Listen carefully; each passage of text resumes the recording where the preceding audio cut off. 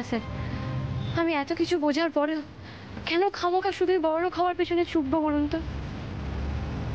একথা ঠিক, আমি শুধু আমার কাজটাকে ভালোবেসে এসেছি, আর আজও তাই বাসি। আমার কাজই আমার কাছে সব স্যার। হ্যাঁ স্যার, আনন্দী পাড়ার অন্য মেয়েদের মতন নয়। ও সারাদিন পড়াশোনা আর নিজের কাজ নিয়েই ব্যস্ত থাকে। গরিব মানুষদের ওটাই গর্ব, ওটাই অস্ত্র, তাদের কাজ। আমিও তাই করি স্যার।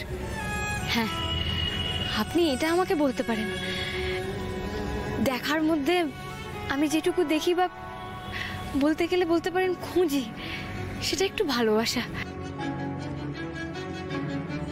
তাই আমি কখনোই প্রফেশনালি ওই নার্সিংয়ের ট্রেনিংটা করিনি, বা কোথাও গিয়ে নার্সিংয়ের কাজটাও করিনি। যখনই কোনো পেশেন্টদের সাথে মিশেছি, তাদের বাড়ি গেছি, তাদেরকে সবসময় ভালোবাসার চেষ্টা করেছি। আর বিশ্বাস করুন স্যার, তারা কিন্তু আমাকে খুব ভালোবেসেছে। আমি ঠাম্মিকে ভোলাইনি স্যার, ঠাম্মিও আমার কথায় ভোলেনি। ঠাম্মির মন শুধু আমার মিষ্টি কথার পাঁচনের মোড়কে মোড়া ভালোবাসাটুকুকে চিনতে পেরেছে, আর কিছু না স্যার।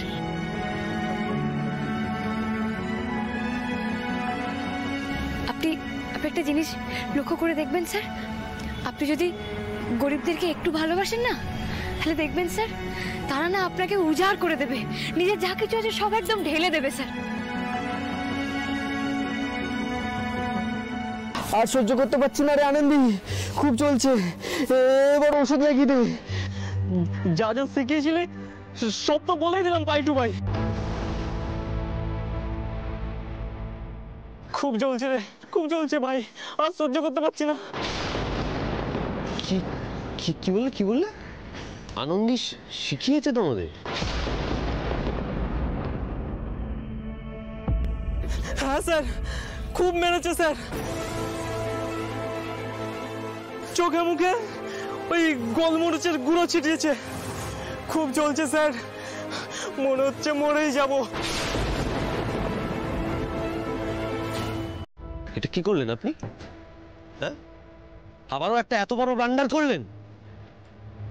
আমার সামনে কয়েকটা মিথ্যে সাক্ষী নিয়ে এসেছেন প্রমাণ করবেন বলে। মিথ্যা কথা বলছিস কেন তোরা? তোরা এতক্ষণ ধরে যা যা বললি সেগুলো সব মিথ্যে। আমি তোদেরকে সব সাজিয়ে দিয়েছি। হ্যাঁ দিয়েছিস তো।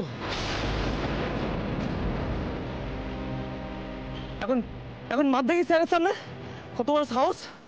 মার মার। আমি না বুঝতে পারি না, আপনি কি ডন না মাফিয়া?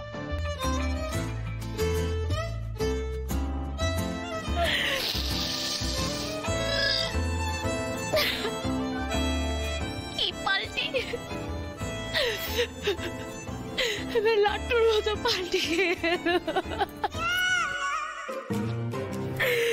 না না, লাট্টু তো আমার পাল্টি খায় না, একেবারে চোখের সামনে পাল্টি খেয়ে দিনকে রাত করে দিচ্ছে, রাতকে দিন করে দিচ্ছে। হে মা দুর্গা, এখন আমি কি করবো মা দুর্গা? তুমি কোথায় চলে গেলে বাবা? আমি আমার মনের কথা এখন কাকে বলবো?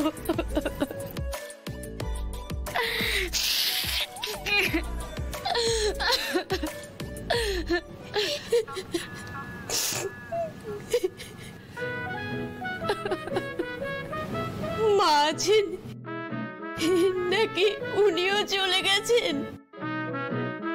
মা, আরে এইটুকু বয়সে বাবা মা দুজনেই চলে গেলেন।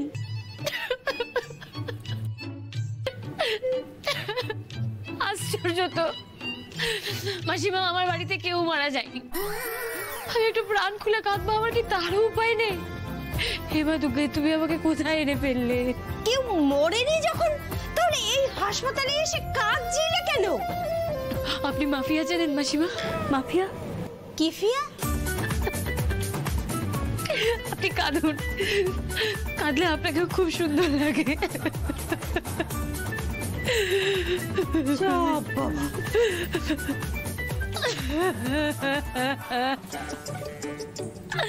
হে ভগবান, এ আমি কি করব, কোথায় যাব?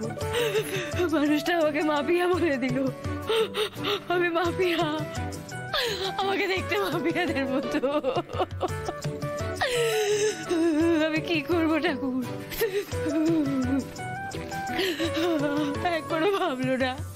আর ওই মাসিমাকে আমাকে বলার আমি কোথায় বসে কাঁদবো? উনি আমি কাঁদতে থেকে ধরে নিলেন যে আমার বাড়িতে সবাই মারা গেছে, আমাকে মাফিয়া বলেছে।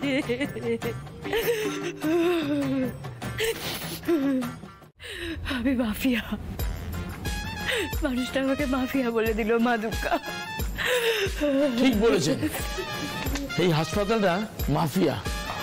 আমার বিলটাও রকেটে চড়িয়ে দিয়েছেন। টাকাটা কি গাছে বলে বলুন তো? কি হলো, আপনার বিল রকেটে চড়িয়ে দিয়েছে নাকি?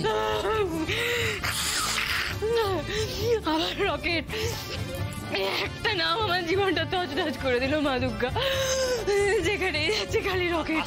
আস্তে আস্তে আপনি কি করছেন? আপনি এভাবে কেন কাঁদছেন? আস্তে, প্লিজ বোঝার চেষ্টা করুন। এটা এটা হসপিটাল, এখানে প্লিজ সিন ক্রিয়েট করবেন না এভাবে, প্লিজ।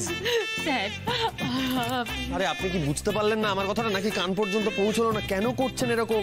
আমি কিন্তু আর এরকম সার্কাস যেন না দেখি, প্লিজ এরকম করবেন না, প্লিজ। কদিন পর তো লাহিড়ি বাড়ি থেকেও এইভাবেই ঘাট ধাক্কা দিয়ে বার করে দেবে। আদি নিজে বের করে দেবে। আর তুমি কিচ্ছু প্রমাণ জোগাড় করতে পারবে না আনন্দী ঘোষ।